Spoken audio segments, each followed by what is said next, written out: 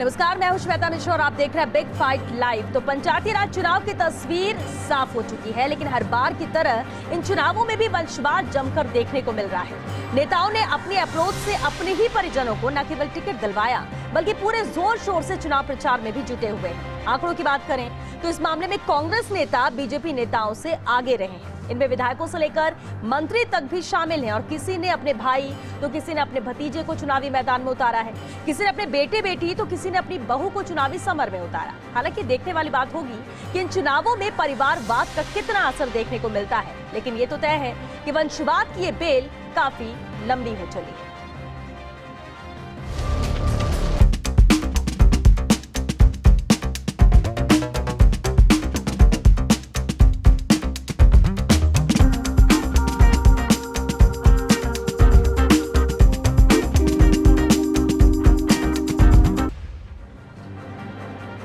और चलिए इस खास मुद्दे पर हमारे साथ चर्चा के लिए बेहद खास मेहमान भी जुड़ चुके हैं। हमारे साथ बीजेपी नेता रामलाल शर्मा जी हैं और साथ ही प्रदीप चतुर्वेदी जी हमारे साथ जुड़ चुके हैं, कांग्रेस नेता है। बहुत स्वागत है आप दोनों का बिग फाइट लाइव में। कुछ और मेहमान कुछ ही देर में हमारे साथ जुड़ेंगे।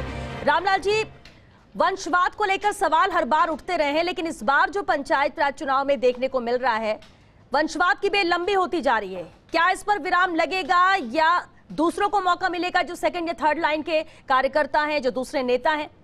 कितना जायज आप इसे मानते हैं?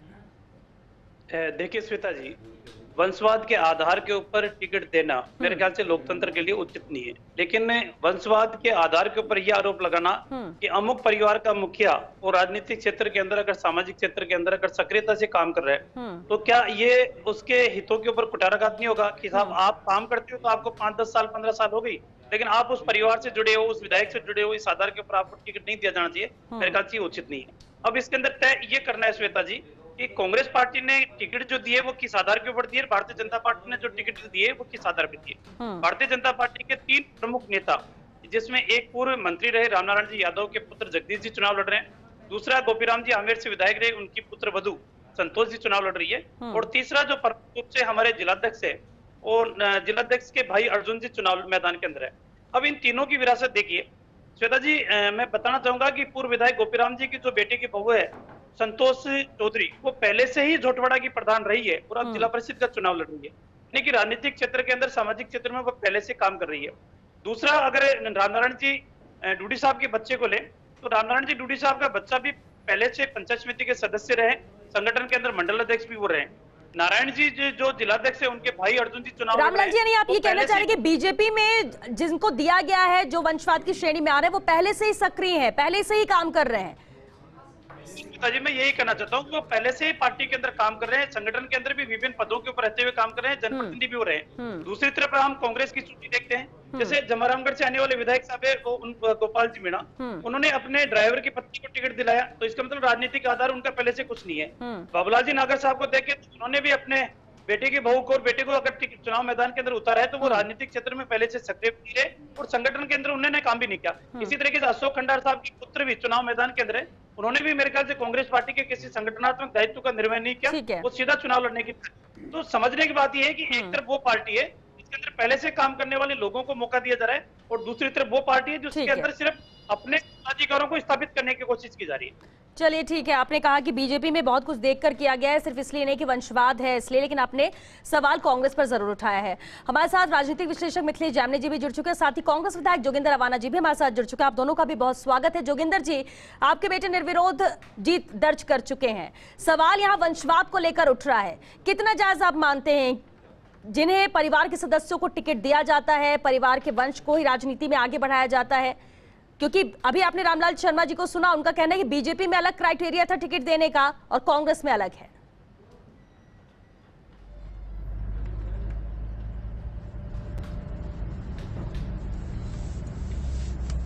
देखिए, जो आपने वंशवाद की बात की है श्वेता जी, मैं आपको बताना चाहता हूं कि आज कोई नई बात नहीं है कि मेरा बेटा आज चुनाव लड़ा और निर्विरोध चुना गया।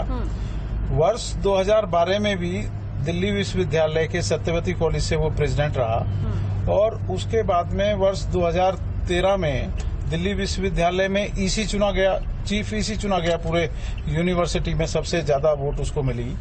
और मैं समझता हूं कि आप यहाँ हमारे क्षेत्र के लोगों की मांग थी और बेटा नौजवान है, वो चाहते थे कि यहाँ से वो चुनाव लड़े और सब लोगों ने 12 लोगों ने उसको एकदम पूरी तरह समर्थन दिया जो उम्मीदवार थे बाकी दलों के, और देने के बाद में फिर उसको आज निर्विरोध चुना।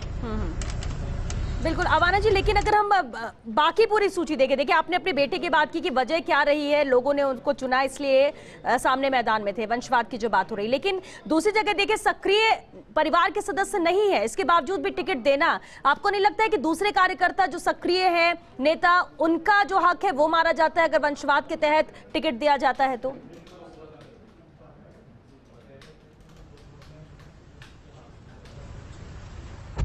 देखिए ये सारी चीजें श्वेता जी डिपेंड, व्यक्ति इस तरह का जो आपने बताया कि वो लड़ रहा है और उस सीट की स्थिति क्या है, वहाँ के कार्यकर्ता क्या चाहते हैं, उनकी कार्यकर्ताओं की क्या इच्छा है। तो मैं तो अपने ऊपर खुद बता सकता हूँ आपको कि यहाँ जो हमारे अपने वार्ड नंबर जो 13 जहाँ से अभी बेटा जीता है, सब लोगों की ये इच्छा थी कि हिमांशु यहाँ से चुनाव लड़े और सारे के सारे लोगों ने, इवन जितने राजनीतिक दल थे सारे लोगों ने उसको समर्थन किया और वो निर्विरोध चुना गया। ठीक है जोगिंदर जी, आपने अपनी बात रखी है। एक अहम बात जरूर मिथिलेश जामनी जी, क्योंकि हम हर बार चुनाव, चाहे विधानसभा के चुनाव हो, दूसरे चुनाव हो और पंचायत चुनाव तो और भी बड़े हो जाते हैं और किस तरह से साख दाव पर रहती है, लेकिन इस बार जो सूची आई और जो वंशवाद की बेल लंबी होती चली जा रही है, क्या ये टूटेगी, कटेगी, विराम इसमें लगेगा या आगे भी ये बढ़ती ही रहेगी? देखिए श्वेता जी, हमारे मारवाड़ी में एक कहावत है जी कि जो घुटने हैं पेट की तरफ ही आते हैं, यानी जो अनादिकाल से जो परंपरा चली आ रही है कि हर बाप की तमन्ना होती है कि उसकी जो विरासत है उसका पुत्र संभाले, चाहे राजतंत्र हो चाहे लोकतंत्र हो। अगर साइंस के हिसाब से भी देखें तो जॉन मेंडल एक साइंटिस्ट हुए हैं, उन्होंने मटर के ऊपर प्रयोग किया और एक टी फॉर्मूला दिया। उसमें उन्होंने कहा कि संतान में उसके पिता के लक्षण, माता के लक्षण कितने % तक आते हैं। तो साइंटिफिकली अगर वो घर में एनवायरनमेंट है पॉलिटिकली, तो वो मेंटली प्रिपेयर होता है, लेकिन कितना प्रिपेयर होता है ये परीक्षण करने का कोई वैज्ञानिक कसौटी आज तक कोई भी राजनीतिक दल नहीं बना पाया। अब जैसे अवाना जी कह रहे हैं, वो कांग्रेस में है नहीं, बसपा से आए और उन्होंने समर्थन दिया, और डॉक्टर करण सिंह यादव जैसे जिन्होंने बुरी स्थिति में कांग्रेस को एक सीट दिलाई एमपी की, वो आज खुद दुखी होकर कह रहे हैं कि 13 निर्दलीय विधायक और 6 बसपा के लोगों ने कांग्रेस का दम घोट दिया है, आपको सत्ता चाहिए या संगठन चाहिए, तय कर लीजिए। तो वंशवाद ने कहीं ना कहीं कांग्रेस के अंदर जो प्रस्फुटन है, जो विस्फोटन है, उसको बल दिया है। ऐसे ही अगर हम बात करें, जैसे अभी बाबूलाल नागर जी की बात कर रहे थे, लेकिन उससे एक और अहम है नवलगढ़ के विधायक राजकुमार शर्मा जी की पत्नी निशा शर्मा ने आरएलपी से पर्चा भरा है। तो ऐसा नहीं है कि एक ही दल से हैं। अशोक बैरवा जी खंडार जो पूर्व में यहाँ कैबिनेट मिनिस्टर रहे, उनके भाई की पत्नी ने निर्दलीय पर्चा भरा है। रामलाल जाट जी के खिलाफ बद्री जाखड़ जी नाराज हो रहे हैं, जो दोनों अशोक गहलोत जी के खास माने जाते हैं, कि दिव्या मदरेना के कहने से सारे टिकट बांट दिए, हमें टिकट नहीं दिया गया, हमें नहीं टिकट दिया, हारे तो हमारे ऊपर ठीकरा नहीं फोड़े। उन्होंने अपनी बेटी को टिकट दिला दिया। जो कुल मिला के जो कहानी है, इसमें सबसे ज्यादा कामयाब रही है जाहिदा जी, जो कामा विधायक है, उन्होंने 3 टिकट दिला दिए, बेटे, बेटी और सबसे पहले जो राजस्थानी फिल्म में है देवरानी लाऊंगी, जो गाना गाया जाता है मारवाड़ी में कि मेरी देवरानी ऐसी हो जो मेरे आगे पीछे घूमे। तो कामा विधायक ने राजस्थानी परंपरा को जिंदा कर दिया और अपनी देवरानी को भी टिकट दिला दिया। तो ये एक उनकी बड़ी जीत है। लेकिन भरतपुर संभाग में क्या होना है, क्या नहीं होना है, ये काफी दिलचस्प रहेगा। और इसमें जो जिला परिषद में विकास नागर जी, जैसे भजनलाल जी जाटव साहब हैं, उन्होंने अपनी बेटी और पुत्रवधू दोनों पर दाव खेल दिया, सुमन और साक्षी दोनों को उतार दिया, क्योंकि वहां पर एससी की सीट प्रधान की रिजर्व है। तो कुल मिला के जो एमएलए और एमपीज हैं, इसमें 5 एमएलए कांग्रेस के और 2 निर्दलीय, इन्होंने अपने रिश्तेदार उतारे हैं। ये वंशवाद कितना सफल होगा, कितना नहीं होगा, ये तो 1 सितंबर को पता चलेगा। लेकिन ईमानदारी की बात यह है कि जो कार्यकर्ता, जिसने अपना जीवन का बहुत अहम हिस्सा होता है जवानी, वो पूरी लगा दी दरी पट्टियां बिछाने में, कांग्रेस के पोस्टर लगाने में, बैनर लगाने में, झंडे लगाने में। और जब पता चलता है कि लोकतंत्र में बाप के घर में ही बेटा कामयाब होगा और हम कामयाब नहीं होंगे तो कहीं ना कहीं दिल टूटता है। जो राहुल गांधी बात करते हैं कि हर कार्यकर्ता का सम्मान होगा, गोविंद डोटासरा जी कहते हैं कि हर कांग्रेसी कार्यकर्ता का मान और सम्मान होगा, जब उसे टिकट नहीं मिलता है तो हालात क्या होता है। लेकिन कांग्रेस में एक सुखद तस्वीर जयपुर में भी देखने को मिली कि कृषि मंत्री लालचंद कटारिया से जब कहा गया कि आप अपने छोटे भाई की बहू रेखा कटारिया को चुनाव लड़ा लीजिए, वो एमएलए का चुनाव लड़ चुकी है, तो उन्होंने कहा कि उनका कोई हक नहीं बनता, वो भले कांग्रेस में सक्रिय है, मैं किसी कार्यकर्ता को टिकट दिलाऊंगा। देखिए इस तरह की सोच, और यही जरूरी भी है कि जो सोनिया गांधी का इतना बड़ा कद इसलिए बना कि उन्होंने त्याग किया, मनमोहन सिंह को आगे लाए, तो ये एमएलए क्यों नहीं सोचते कांग्रेस के।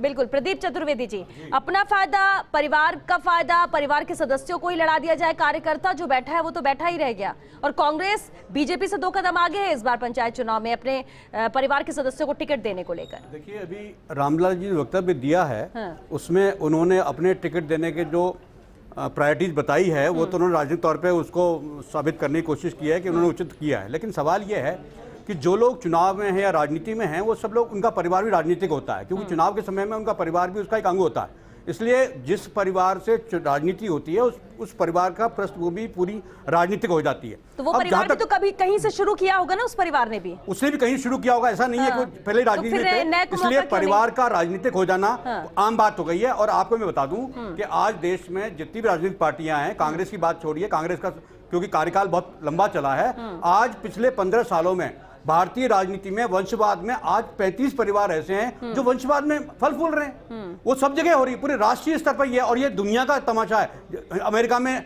जॉर्ज बुश फैमिली, उनका बाप, उनके बेटे, उनके भी जूनियर। तो सवाल ये, वंशवाद में एक सबसे बड़ी समस्या जो कमी आई है वो ये है कि योग्यता पर वंशवाद हावी कहीं कहीं हुआ है, और ये राजनीति में ठीक नहीं है। मेरा अब भी मानना है कि जिन लोगों ने परिवार को टिकट दिए, या तो उन्होंने सहमति ली है अपने मतदाताओं से, या उन्होंने योग्यता को परखते हुए उनका चयन का मापदंड तय किया है। तो चुनाव जीतना आजकल आसान नहीं है, चुनाव में आपकी सक्रिय भूमिका होना जरूरी है, और आपकी राजनीतिक और समर्पण बहुत जरूरी है। बिल्कुल, तो कांग्रेस ने जिनको टिकट भी दिया है तो उनकी स्थिति को देखते हुए कि क्या उनकी स्थिति है, उनका योगदान क्या रहा है, और मैं मानता हूं जिन लोगों ने भी टिकट दिया है, हो सकता है सबसे जरूरी क्या होता है, मैं ये नहीं कहता कि सारे निर्णय के ऊपर मेरा मानना ये है कि योग्यता पर वंशवाद का हावी होना ठीक नहीं है, मैं इस बात को मानता हूं। ठीक है, चलिए, योग्यता पर वंशवाद हावी अगर हो रहा है तो वो गलत है, ये आप कह रहे हैं। रामलाल जी, सबसे अहम क्या होता है? क्या यही माने कि हर बार जो कहा जाता है जिताऊ कैंडिडेट जरूरी है, जो जीत जाए उसी को समर्थन, उसी को टिकट, और उसी के लिए सब एक साथ? क्या सिर्फ जिताऊ कैंडिडेट भले योग्यता हो या ना हो? देखिए श्वेता जी, राजनीति के अंदर चुनाव जो लड़ा जाता है वो जीतने के लिए लड़ा जाता है, और ये बात बिल्कुल सही है कि कई कार्यकर्ता हमारे बहुत अच्छे होते हैं, फील्ड के अंदर भी काम भी करते हैं, लोगों से सतत संपर्क भी रखते हैं, कि लेकिन वो उस वार्ड की या उस क्षेत्र की इक्वेशन के अंदर नहीं बैठते, और उस वजह से उनको मौका नहीं मिल पाता। इसका दुख सभी नेताओं को भी रहता है, उन कार्यकर्ताओं को मन मस्तिष्क के अंदर रहता है कि साहब मेरा हक था, लेकिन मुझे मौका सिर्फ इसलिए नहीं दिया जा रहा क्योंकि या तो मेरा वार्ड रिजर्व हो, या उस वार्ड के अंदर जो सामने वाला कांग्रेस का उम्मीदवार है वो ज्यादा ताकतवर है या कमजोर है, उन इक्वेशनों के अंदर नहीं बैठ पाते। ये बात बिल्कुल सही है कि चुनाव जीत के लिए लड़ा जाता है। लेकिन जहां तक मैं बात करूं, अभी मैं चतुर्वेदी जी को सुन रहा था, चतुर्वेदी जी कह रहे थे कि साहब कांग्रेस पार्टी के अंदर इस आधार के ऊपर टिकट दिया गया है। हम तो आपके मुख्यमंत्री जी ने जो बात कही थी कि साहब जब तक कार्यकर्ता की रगड़ाई नहीं होती तब तक वो मेहनत और परिश्रम करके आगे नहीं बढ़ता, तब तक उसको हक मिलना उचित नहीं है। तो हम तो कार्यकर्ताओं को संगठन के अंदर तैयार करते हैं, उनको छोटे से स्टेज पर तैयार करते हैं, उसके बाद में बड़ा चुनाव लड़ाने की तैयारी करते हैं। लेकिन जिस तरीके से आपके नेताओं ने टिकट बांटे, ये तो पहली क्लास के अंदर ही उनको कांग्रेस तो कह रही, बीजेपी में भी यही हो रहा है, और जो वंशवाद चल रहा है, जिनके परिवार राजनीति में चले आ रहे हैं वो चले आ रहे हैं, फिर वो बीजेपी हो या कांग्रेस हो। आपने अपने तर्क दिए कि हमारे यहाँ ऐसा था और ये सब चीजें देखकर योग्यता के आधार पर दिया गया, लेकिन हर जगह तो ऐसा नहीं नजर आता, बीजेपी में भी। हालांकि मानते कि कांग्रेस इसमें 2 कदम आ गई है। जोगिंदर अवाना जी, देखिए योग्यता होनी चाहिए, लेकिन सबसे अहम आप क्या मानते हैं? देखिए आपने कहा कि परिवार के सदस्य, समर्थन जिस कैंडिडेट को ज्यादा मिले, भले वो परिवार का सदस्य हो, उसको प्राथमिकता दी जाती है, योग्यता को प्राथमिकता दी जाती है, या फिर जो ऊपर से तय हो जाए नाम उसको?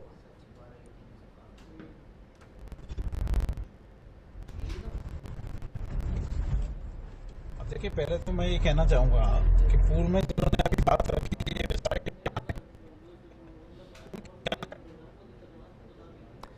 जोगिंदर जी, आपकी आवाज साफ नहीं आ पा रही है, वापस आपका रुख करेंगे। लेकिन मिथिलेश जी, अब वजह सब अपने अपनी दे रहे, तर्क अपने अपने दे रहे, सवाल यहाँ पर उठता है कि ये वंशवाद की बेल यानी कि बढ़ती ही रहेगी, इसे ना कोई रोक सकता है, क्योंकि वजह बीजेपी की तरफ से भी सामने आ चुकी है, हमने क्या देखा, कांग्रेस भी बोल चुकी कि हमने क्या देखा और कैसे कैंडिडेट को सिलेक्ट किया। देखिए श्वेता जी, आज मुरारीलाल मीणा ने एक बयान दिया कि मैं दबाव और दलाली की राजनीति नहीं करता और मैं चाहे जीतूं या हारूं, अगले चुनाव की मैं परवाह नहीं करता। तो कुल मिला के कहीं न कहीं उनको भी लग रहा है कि इस बार विधायकों को फ्री हैंड किया है और टिकटों में अगर जीत नहीं हुई तो ये ठीकरा हमारे सिर पर फूटने वाला है। ये तय है कि कांग्रेस ने इस बार केवल विधायकों की राय पर ही ये 6 जो जिला परिषदों के चुनाव हो रहे हैं और 78 पंचायत समितियों के चुनाव हो रहे हैं, उनमें उनकी ही चली है। और पिछला जो इनका ट्रैक रिकॉर्ड है दिसंबर वाला, वो भी कांग्रेस के फेवर में कतई नहीं रहा था। इसीलिए कांग्रेस के पास खोने को कुछ है नहीं, कांग्रेस के पास ज्यादा कुछ खोने को है नहीं, क्योंकि 14 जिला परिषदों में बीजेपी कमल खिला था और महज 5 में कांग्रेस जीती थी। तो ऐसे में ये 6, और इसमें 6 में भी ये सचिन पायलट वाला खेमा बहुत भारी है। अगर हम पूर्वी राजस्थान की बात करें तो दौसा है, भरतपुर है। अब वो क्या चाहते हैं अंदर से, जैसे अगर बांदीकुई की एक पंचायत समिति की सीट है, उस पर दोनों पार्टियों ने टिकट नहीं दे पाई, न कांग्रेस दे पाई न बीजेपी दे पाई रलावता में। तो ऐसी कई जगह सिचुएशन पैदा हुई है।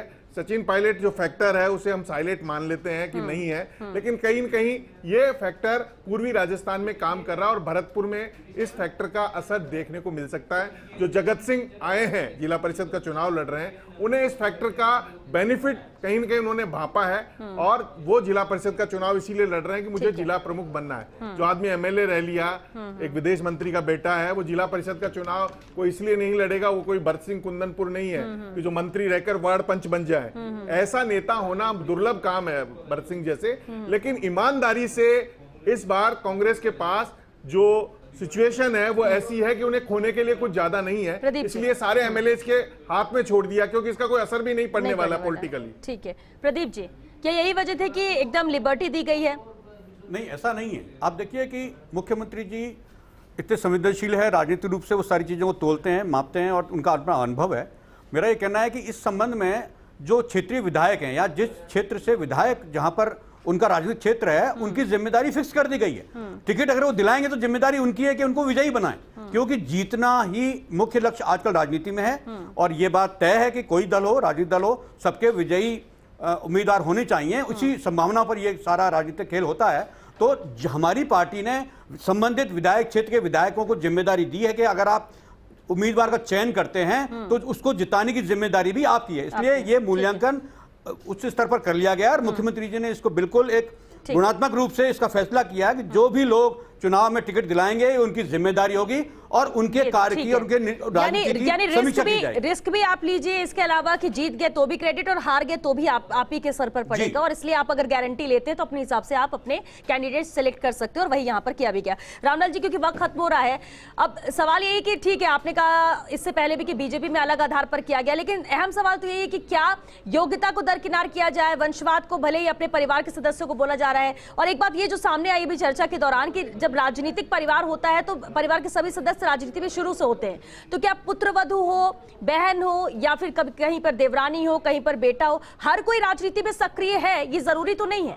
सिर्फ परिवार राजनीतिक है और इसलिए हम ये मान ले कि नहीं सभी राजनीति से जुड़े हैं, हर किसी को एबीसीडी आती है पॉलिटिक्स की और इसलिए उन्हें मैदान में उतार दिया गया। देखिए श्वेता जी, चतुर्वेदी जी इस सत्य को स्वीकार नहीं कर रहे कि हाँ हमारा संगठन धरातल के ऊपर नहीं था, हमारा संगठन जिले स्तर के ऊपर नहीं था, हमारा संगठन आपका परिवार राजनीतिक नहीं है रामलाल जी, आपका परिवार राजनीतिक नहीं है, आपके भाई बहन आपकी मदद नहीं करते राजनीति में? नहीं, मेरे बताइए, नहीं आपका परिवार आपका सहयोगी नहीं है क्या चुनाव में? नहीं है और मेरा परिवार आगे राजनीति में आएगा भी नहीं है। राजनीति में मैं था और मेरे से समाप्त है। अब आगे सुनिए, आप इस बात को स्वीकार करो कि आपका संगठन जिले स्तर के ऊपर भी नहीं है और ब्लॉक स्तर के भी नहीं है। भारतीय जनता पार्टी ने जो टिकट का वितरण किया है वो हमारी जिला कमेटी की भी है, ब्लॉक स्तर के ऊपर मंडल अध्यक्ष हमारे प्रभारियों की नियुक्ति हुई थी, प्रभारियों ने नीचे बैठ के सबकी सहमति के आधार पर। मैं रामलाल जी से एक सवाल पूछना चाहता हूँ कि जयपुर के 2 बार के सांसद रामचरण बोरा जी क्यों नाराज होकर निकले? क्यों उनके खास बिरदी चंद चौधरी को टिकट नहीं मिल पाया तो मायूस होकर लौटे और दीनदयाल चौधरी की चली? जिला परिषद के वार्ड नंबर 19 में खुद सांसद महोदय ने कहा कि अब हमारी चलती नहीं है। मिलना चाहिए चर्चा हम सभी से करते हैं। पूनिया जी खुद कह रहे हैं कि मैं हवाई में जमीन पे यात्रा करता सभी को हूं। खुश नहीं किया जा सकता, ये भी नजर आता है, क्योंकि वक्त खत्म हो चुका है। बहुत शुक्रिया आप सभी का इस चर्चा में शामिल होने के लिए।